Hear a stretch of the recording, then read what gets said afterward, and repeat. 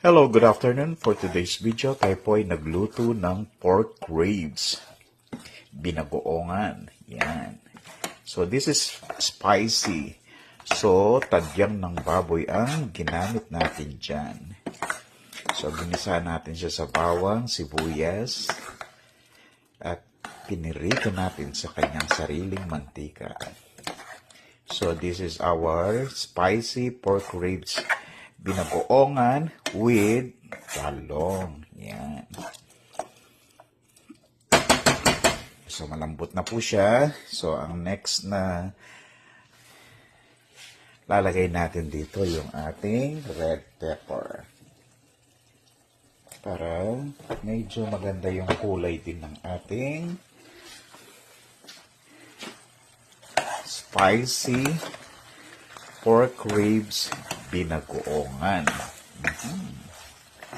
So, since na lumabas na yung sarili ng mantika at yung ating bagoong ay nakot na sa ating ribs.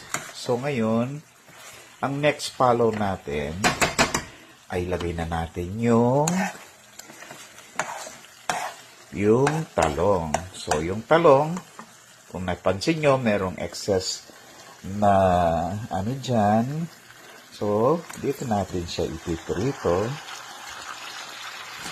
Yung ating talong. Naku po, napakasarap nito. Ayan.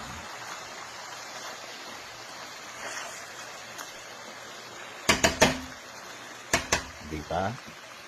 So, this is our spicy pork ribs binagoongan with talong, of course. So, hindi ako gumamit ng vinegar dyan.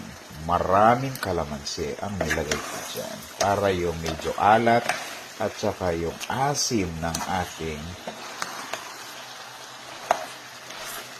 ribs. Ayan. So, i-coat na natin siya para pipirito niya sa sariling mantika.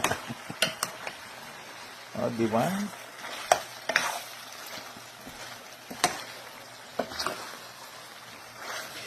Ay, ang sarap nito. At yung kalamansi, naku po, nanunuot po. Mapapayami ka na naman. Yung yung init na rice. Nako. Ilang cups na naman ang mauuwi.